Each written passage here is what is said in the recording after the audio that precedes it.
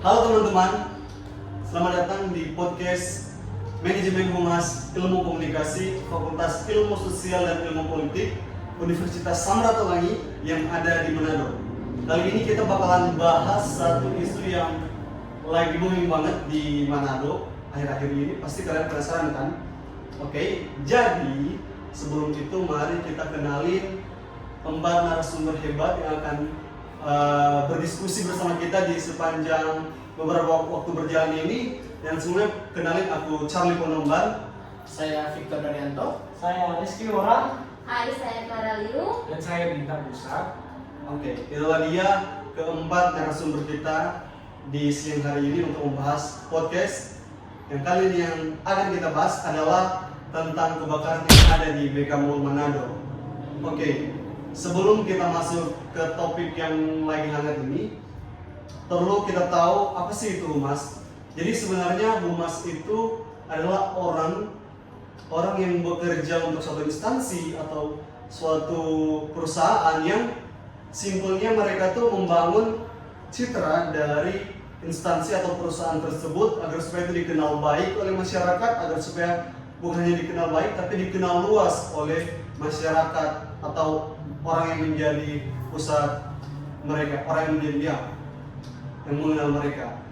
Dan mari kita lihat pengertian humas dari beberapa teman kita. Mungkin Victor dulu. Mungkin dari saya mengartikan bahwa humas ini seperti jantung sebuah perusahaan. Kenapa saya bisa katakan jantung? Karena seorang humas menjadi garda terdepan dari sebuah perusahaan. Jadi dia yang harus mampu berkomunikasi, mengolah kata, mengolah situasi, dan mencerminkan keadaan perusahaan bahwa perusahaan tersebut dalam keadaan baik-baik saja di mata masyarakat. Sehingga seorang humas menjadi salah satu peran penting karena di situ mencakup informasi, strategi, sehingga saya mengambil kesimpulan bahwa humas adalah jantung suatu perusahaan. Oke, jadi kalau dari Victor sendiri bahwa humas ini adalah jantung atau dari inti dari sebuah perusahaan. Oke. Nah, kita udah tahu nih apa itu humas. Kali ini kita bakalan tanya ke Clara, apa sih peran humas sebenarnya? Baik, terima kasih. Jadi peran humas itu sangat penting seperti yang dikatakan oleh Victor. Karena yang pertama, humas itu harus menjaga citra positif dari suatu perusahaan.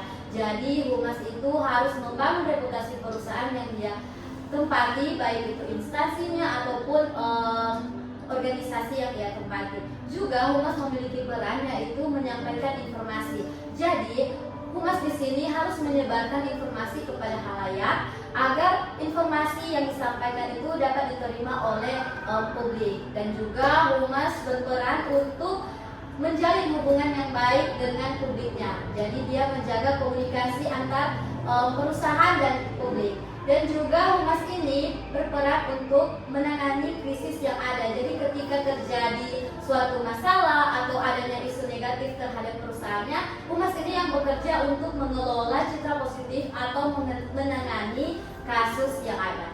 Mungkin begitu peran dari humas. Oke. Berarti peran dari humas yang sangat krusial ini, kalau aku sambungin antara Clara dan juga Victor bilang tadi, ternyata peran humas untuk menyampaikan informasi menjadikan dia sebuah jantung dari sebuah organisasi itu sendiri. Makanya peran humas bakalan sangat penting dalam suatu perusahaan dan dalam suatu organisasi, bahkan dalam instansi manapun. Tapi oke, teman-teman, tadi kan kita udah bahas tentang gimana humas jadi jantung, gimana peran humas, gimana simpelnya humas kerjanya seperti apa. Kali ini kita bakalan beralih ke topik yang sangat krusial. Topik yang akan kita bahas inti dari podcast kita hari ini, yaitu tentang Mega Mall Manado. Tapi sebelum itu, aku mau tanya nih sama Bintang, kenapa sih kita harus bahas Mega Mall yang kebakaran ini? Oh ya, baik, terima kasih. Karena peristiwa yang terjadi kebakaran di Mega Mall ada merupakan suatu hal yang menjadi sorotan publik banyak. apalagi di Sulawesi Utara, karena mengingat bahwa Mega Mall tersebut merupakan salah satu mall terbesar di Manado. Dan dengan adanya podcast ini berharap bahwa kita boleh mengetahui bagaimana manajemen krisis yang akan dilakukan oleh dari pihak Mega Mall sendiri untuk mengatasi kebakaran yang ada di Mega Mall. Ya, kira-kira seperti itu. Oke.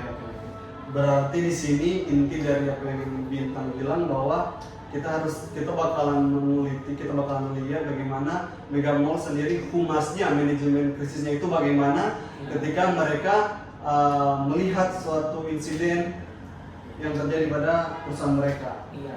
Oke, kita bakal langsung lanjut teman-teman. Aku mau tanya balik lagi sama Clara, gimana sih kamu melihat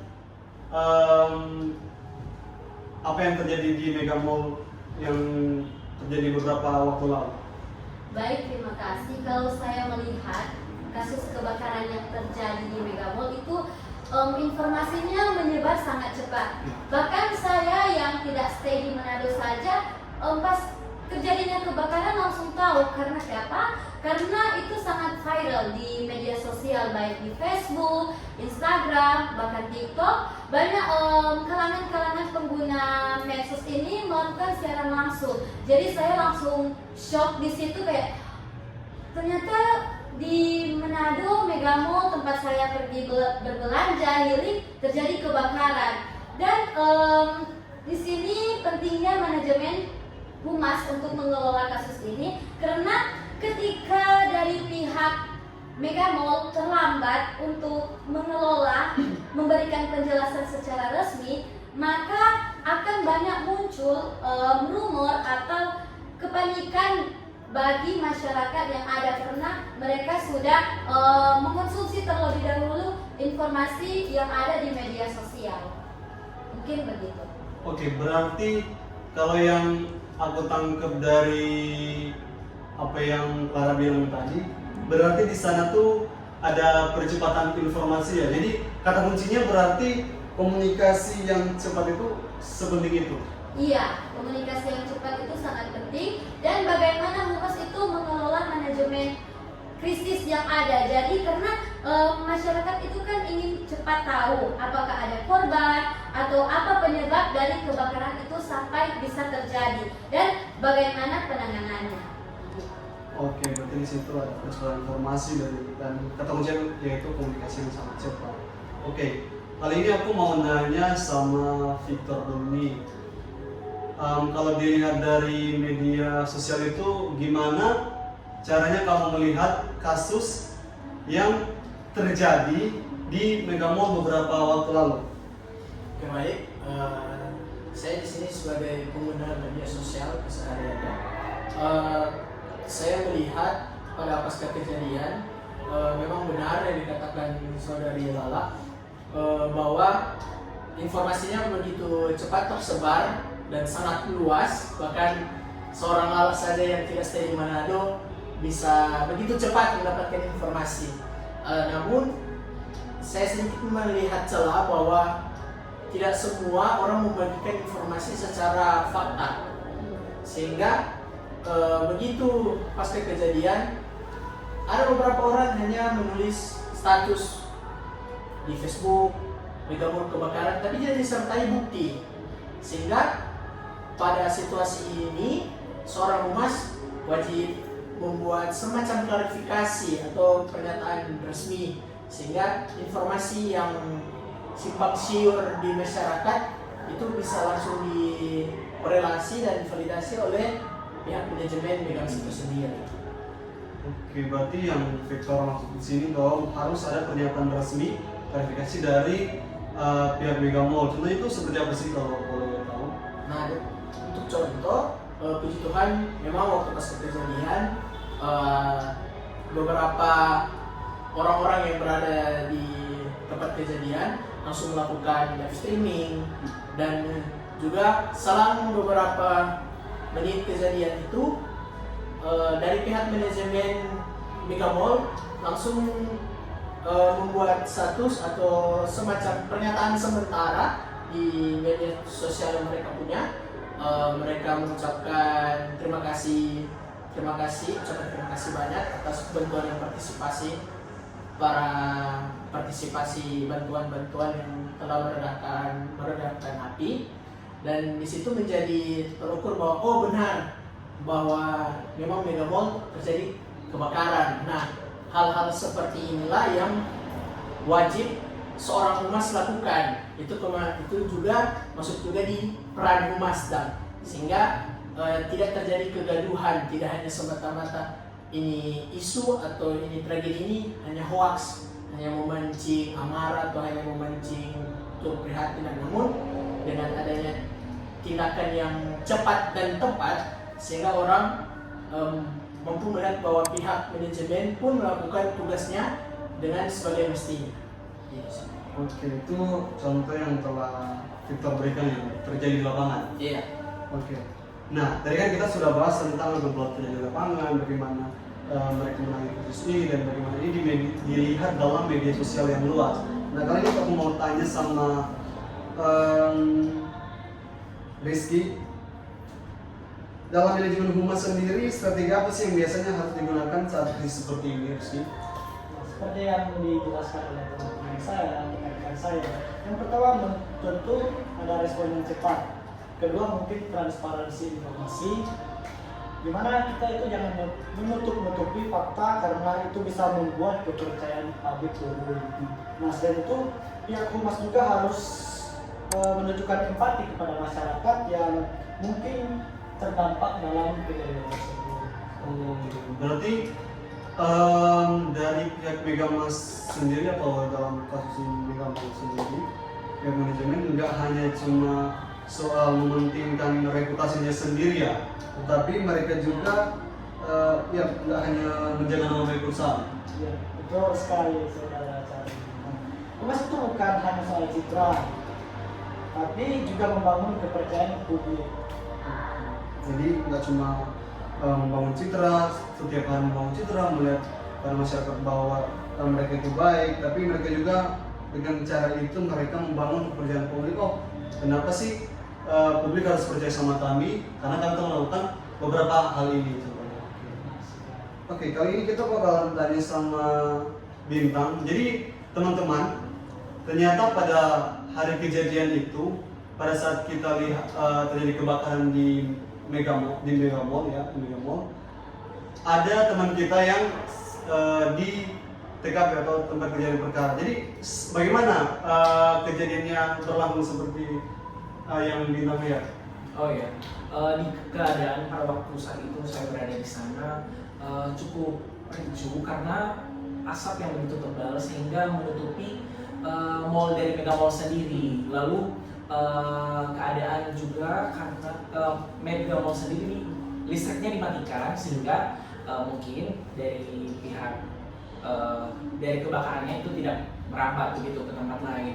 Banyak sekali orang yang panik, sekaligus saya juga melihat bahwa kok bisa Mega Mall sendiri boleh terbakar begitu. Dan ya karena menurut juga seperti Lala, media yang begitu menyebar dengan cepat, banyak orang juga langsung berkontak dengan saya melalui media WhatsApp untuk menanyakan kabar saya pada saat itu, apakah memang benar bahwa Mega Mall terjadi kebakaran atau tidak, begitu sih.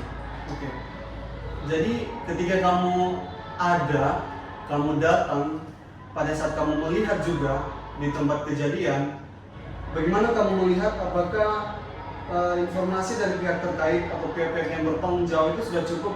Bagaimana kamu melihatnya? Oh iya, saya melihat bahwa dari pihak Mega Mall sendiri juga bertindak dengan cepat untuk menanggapi masalah kebakaran yang terjadi. Banyak dari staf ataupun orang-orang seperti aparat, baik dari polisi ataupun dari pemadam kebakaran turut untuk membantu mengevakuasi korban-korban yang masih tertinggal di dalam. Namun menurut saya dari pihak pemadam kebakaran sendiri agak sedikit terlambat untuk datang karena mungkin melihat bahwa arus dari lalu lintas cukup padat sehingga tim bantuan untuk memadamkan api agak sedikit terlambat. Oh, berarti ada keterlambatan, tapi puji Tuhan ternyata itu bisa diatasi oleh pihak terkait di tempat itu. Iya, Tapi yang seperti kita tahu bahwa ada terjadinya 5 ya kalau tidak salah, tapi salah satunya memakan korban meninggal dunia. Jadi ya itulah. Berarti di sana mohon maaf terjadi satu korban jiwa ya pada saat kejadian tersebut. Kalau dari Victor nih, bagaimana sih kalau melihat humasnya Mega Mall pada saat itu ketika terjadi korban? Apa yang terjadi sebenarnya? Jadi dalam media sosial pada pasca kejadian itu yang banyak pertanyaan yang timbul tentang Mega Mall itu sendiri. Mulai dari pertanyaan kenapa bisa terbakar, karena semua yang kita ketahui bahwa Mega Mall itu merupakan mall yang cukup tertua yang ada di Sulawesi Utara. Jadi alasan kenapa bisa terbakar dan apakah memakan korban, karena pada pasca kebakaran itu traffic memang lagi ramai. Ya. Jadi ingat malam minggu juga kan? iya, jadi malam minggu anak muda, orang tua, keluarga itu pasti pergi berliburan di sana. Jadi pertanyaan begitu banyak sehingga di media sosial hampir tidak bisa menjelaskan kejadian itu secara detail. Dan pada akhirnya saya lupa, saya lihat atas platform digital yang mana, namun di situ memberikan penjelasan mengenai bahwa memang benar ada korban, ada 5, namun 4-nya puji Tuhannya hanya luka-luka dan tanda kutip bisa terselamatkan. Namun ada salah satu korban yang pada akhirnya harus meninggal dunia, dan saya cukup sangat-sangat turut prihatin karena saya melihat di media sosial cuplikan bahwa dari sebelum korban itu meninggal dunia, karena ada salah satu sosok polisi yang sering berkonten di Sulawesi Utara sempat ingin membantu di dalam pasca kebakaran tersebut, dan sang korban pun menyalakan flashlight menggunakan handphonenya untuk memberitahu kondisi bahwa dia masih bernyawa. Namun selang beberapa menit itu secara di live kan, dicuplikan itu, selang beberapa menit flashlight itu sudah tidak nyala, dan ternyata dia sudah tidak bisa diselamatkan lagi. Dan kemudian sosok polisi pun itu sedikit memberi klarifikasi bahwa menjelaskan situasi di sana itu sudah sangat ricu dengan asap yang begitu tebal, karena kebakaran banyak yang bilang isunya konslet, sehingga bekas bakaran kabel itu kan sangat menyengat ya. Orang ketahui DPA rumah angus itu sangat menyelkit, sehingga saat polisi ingin menolong sangat sulit karena dari asap dan juga panas. Dan sebagai informasi, polisi tersebut tidak menggunakan atribut pemadam kebakaran. Dia hanya memakai pakaian biasa sehingga sangat sulit. Namun memang jiwa nasional dan membantunya memang tinggi. Namun ya sudah tidak bisa berbuat apa-apa, sehingga mau tidak mau memakan satu korban. Dan dari pihak manajemen menanggapi tersebut membuat statement di sosial media bahwa benar, dan mereka juga menunjang semua proses dari awal jenazah sampai akhir, dan juga menunjukkan sikap empati, karena seorang humas juga harus menyikapi dengan secara cerdas dan menunjukkan empati di saat ada musibah. Dan itu pihak manajemen Mega Mall juga sudah lakukan, dan juga memberikan sejumlah uang untuk setidaknya membantu dalam prosesi suasana duka yang dialami para keluarga korban. Itu sih yang saya lihat dalam media sosial pasca kejadian. Oke. Jadi kita udah dengar banyak komentar nih dari narasumber-narasumber. Jadi aku simpulin ternyata gini, kalau seandainya kita tuh jadi humas, mau di perusahaan apapun, mau di instansi manapun, kepercayaan itu adalah hal yang sangat krusial, hal yang sangat penting untuk dimiliki oleh perusahaan. Karena apa? Karena ya ini berkaitan dengan jantung atau inti dari ya mungkin bisa perusahaan itu bisnis mereka, dan jika di instansi itu adalah di mana mereka melayani masyarakat.